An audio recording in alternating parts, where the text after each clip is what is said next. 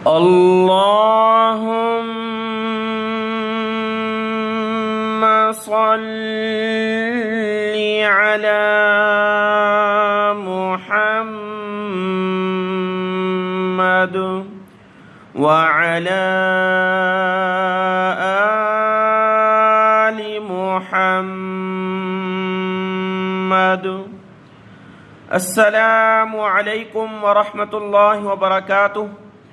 آج کے اس سبق میں ہم سیکھیں گے سورۃ البقرہ کی آیت نمبر 221 سے، اور پارہ نمبر 2 ہے سیقول السفہاء۔ آج کا سبق شروع کرتے ہیں۔ اعوذ باللہ من الشیطان الرجیم، بسم اللہ الرحمن الرحیم۔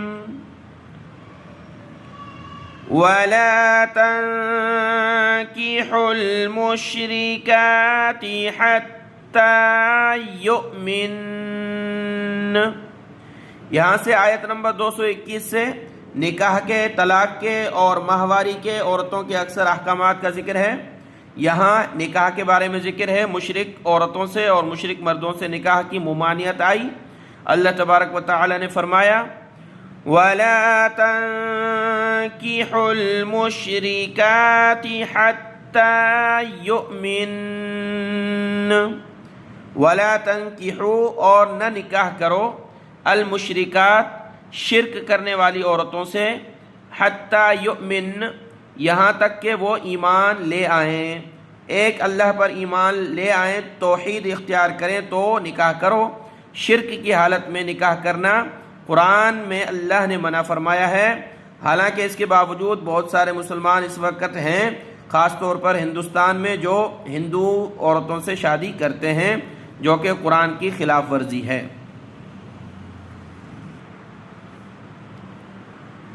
وَلَأَمَةٌ مُؤْمِنَةٌ خَيْرٌ مِّن مُشْرِكَةٍ وَلَوْ أَعْجَبَتْكُمْ۔ وَلَأَمَةٌ، اور بے شک لونڈی، پہلے زمانے میں وہ ایک بیوی ہوتی تھی، اس کے علاوہ جو خدمتگار ہوتی تھی، خریدتے تھے، اس کو کہا جاتا تھا باندی، لونڈی، وہ جو نوکر ہوتی تھی، تو اس کے بارے میں ذکر ہے۔ بلا شبہ وہ جو لونڈی ہے، مؤمنۃ، ایمان لانے والی، یعنی جو آپ کی باندی ہے، نوکرانی ہے، ایمان لانے والی ہے، مومنہ ہے، تو خیر من مشرکۃ، وہ بہتر ہے شرک کرنے والی عورت سے، وَلَوْ أَعْجَبَتْكُمْ، اور اگرچہ وہ شرک کرنے والی عورت آپ کو اچھی لگے، وہ مشرکہ عورت آپ کو پسند ہے، لیکن اللہ نے فرمایا کہ اس مشرکہ عورت سے وہ جو آپ کی لونڈی ہے، باندی ہے، وہ مومنہ ہے، ایمان لانے والی ہے، تو وہ زیادہ بہتر ہے، کیونکہ اس باندی سے بھی نکاح ہو سکتا تھا۔ تو اللہ کے حکم کا جو پابند ہوگا، وہ اس مشرکہ عورت کو اگرچہ اس کو اچھی لگے گی، لیکن اللہ کے حکم کو سامنے رکھ کر کے وہ اپنی اس باندی سے نکاح کر لے گا۔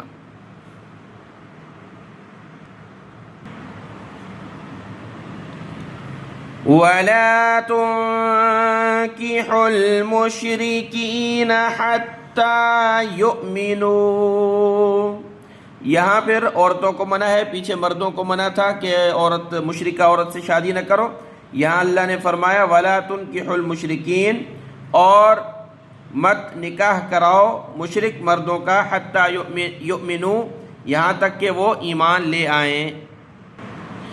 یعنی یہاں پر یہ منع کیا گیا کہ کوئی مسلمان عورت کسی مشرک مرد کے نکاح میں مت دو، مت نکاح کراؤ مشرک مردوں سے، یعنی کسی مسلمان عورت کا، کوئی مسلمان عورت ہے اور تم اس کا نکاح کرا رہے ہو، اس لیے یہاں لفظ ہے کراؤ، پیچھے تھا وَلَا تَنكِحُوا، نکاح نہ کرو، اور یہاں فرمایا کہ مت نکاح کراؤ۔ کیوں عورت کا نکاح کیا جاتا ہے؟ اس کے والدین کرتے ہیں، تو مت نکاح کراؤ مشرک مردوں سے، کس کا؟ مسلمان عورت کا نکاح نہ کراؤ، حَتَّى يُؤْمِنُوا، یہاں تک کہ وہ مشرک مرد جو ہے ایمان لے آئے تو پھر نکاح کرا سکتے ہو۔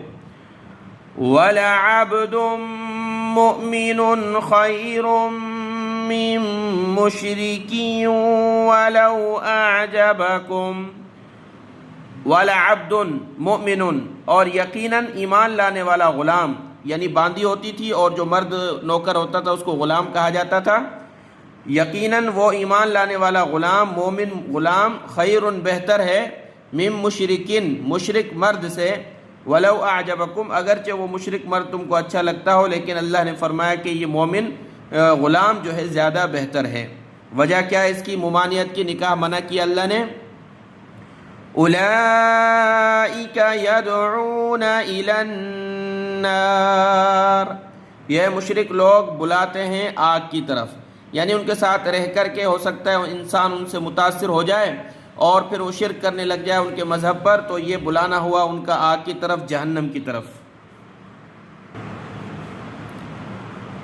واللہ یدعو الی الجنۃ والمغفرۃ بإذنہ، واللہ اور اللہ یدعو الی الجنہ بلاتا ہے جنت کی طرف، والمغفرت اور بخشش کی طرف، بإذنہ اپنے حکم سے، کہ اللہ تبارک و تعالی جنت کی طرف اور بخشش کی طرف تم کو بلاتے ہیں۔ حکم کیا ہے؟ کہ وہ جو اللہ نے حکم دیا ہے کہ مشرک عورتوں سے اور مشرک مردوں سے نکاح نہ کرو، یہ اللہ اپنے حکم سے تمہیں بلا رہے ہیں جنت کی طرف اور بخشش کی طرف، تو یہ کہنا ماننا ہے۔ وَيُبَيِّنُ آيَاتِهِ لِلنَّاسِ لَعَلَّهُمْ يَتَذَكَّرُونَ۔ وَيُبَيِّنُ اور اللہ بیان کرتا ہے اپنی آیات لوگوں کے لیے تاکہ وہ نصیحت حاصل کریں اور اللہ کے حکم کو مانتے ہوئے جنت کی طرف پہنچ جائیں۔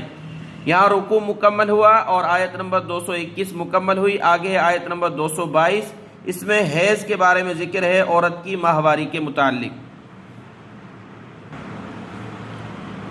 آیت نمبر 222 میں حیض یعنی ماہواری کے متعلق سوال کیا گیا، لوگوں نے اس میں صحبت کا سوال کیا کہ حیض کے دنوں میں جب عورت کو ماہواری آتی ہے اس دوران صحبت کر سکتے ہیں یا نہیں، تو اس کے بارے میں سوال تھا اور اس کا جواب قرآن مجید میں اللہ نے ذکر فرمایا ہے۔ وَيَسْأَلُونَكَ عَنِ الْمَحِيضِ، وَيَسْأَلُونَكَ وہ سوال کرتے ہیں آپ سے، عن المحیض حیض کے بارے میں، یعنی حیض والی عورت کے بارے میں کہ ان دنوں میں کیا کرنا ہے۔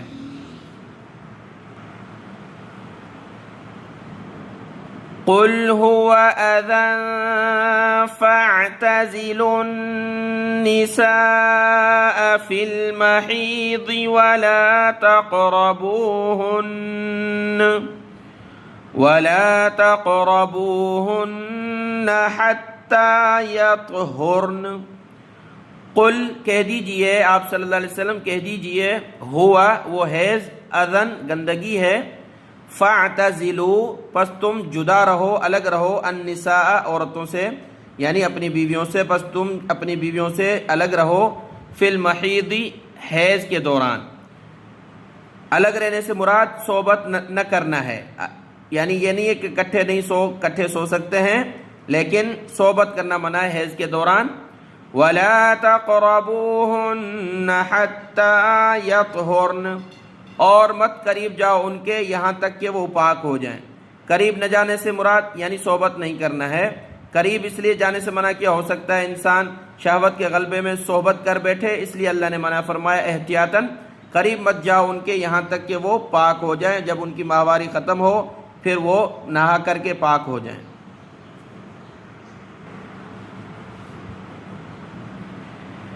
فَإِذَا تَطَهَّرْنَ فَأْتُوهُنَّ مِنْ حَيْثُ أَمَرَكُمُ اللَّهُ۔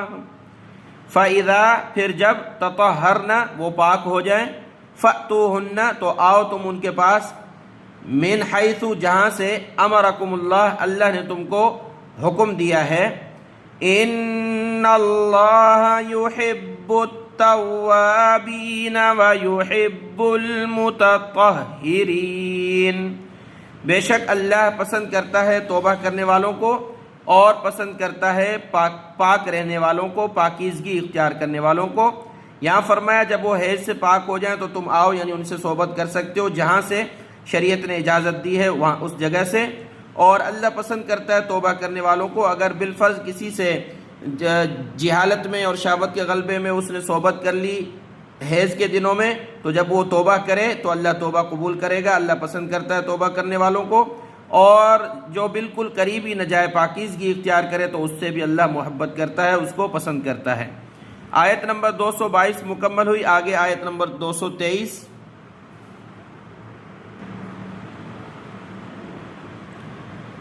نساؤکم حرث لکم فأتوا حرثکم أَنَّا شِئْتُمْ وَقَدِّمُوا لِأَنفُسِكُمْ. نساؤکم تمہاری عورتیں، تمہاری عورتوں سے مراد تمہاری بیویاں، یعنی تمہاری بیویاں حرث لکم کھیتی ہیں تمہارے لیے، کھیتی ہیں تمہارے لیے. فأتوا حرثکم پس تم آؤ، حرثکم اپنی کھیتی میں، انا شئتم جس طرح سے تم چاہو، انا شئتم جس طرح سے تم چاہو، وقدموا لانفسکم اور آگے بھیجو اپنے نفس کے لیے، اپنے آپ کے لیے آگے اعمال بھیجو. آیت نمبر 223 میں اللہ نے فرمایا تمہاری بیویاں جو ہیں تمہارے لیے کھیتی ہیں، تم آؤ اپنی کھیتی میں جس طرح سے چاہو، جہاں سے چاہو، لیکن آنا کھیتی میں ہے. آپ جانتے ہیں کہ کھیتی کہا جاتا ہے اس کو جہاں انسان بیج ڈالے اور وہاں سے پیداوار نکلے. بیج ڈالا جاتا ہے اور وہاں سے پیداوار ہوتی ہے، وہ عورت کا جو ہے اگلی طرف سے جو حصہ ہے وہاں ہے، اگلی طرف سے جو حصہ ہے وہاں ہے کھیتی کی مثال، کہ بیج ڈالا جاتا ہے اور پیداوار ہوتی ہے اولاد کی طرح. تو اللہ نے فرمایا تمہاری بیویاں تمہارے لیے کھیتی ہیں، یہ تم اپنی کھیتی میں آؤ جہاں سے چاہو. کھیتی میں آنا ہے، پھر جس طریقے سے تم آؤ کوئی مسئلہ نہیں ہے، اس میں طریقے میں کوئی ممانعت نہیں ہے. بعض لوگوں نے سوال کیا کہ ہم کس طرح جو ہے ہم بستری کر سکتے ہیں، صحبت کر سکتے ہیں. تو انسان کھیتی میں صحبت کرے گا جہاں سے پیداوار ہوتی ہے، جہاں بیج ڈالا جاتا ہے اور جہاں اللہ نے حکم دیا ہے، پھر جس طریقے سے آئے اس کا کوئی مسئلہ نہیں ہے، لیکن وہ اس کی صحبت اسی جگہ سے ہو جہاں اللہ نے حکم دیا ہے. اور اللہ نے فرمایا وَقَدِّمُوا لِأَنفُسِكُمْ اپنے نفسوں کے لیے آگے بھیجو کیا؟ اچھائی اور نیک اعمال. اور اسی طریقے سے اولاد ہوتی ہے ان کو فرما بردار بنایا جائے اور تربیت دی جائے، تو وہ تمہارے نفسوں کے لیے، تمہارے لیے آگے جو ہے تمہارے جانے کے بعد تمہارے لیے ایصال ثواب اور صدقہ جاریہ کا ذریعہ بن سکتی ہیں.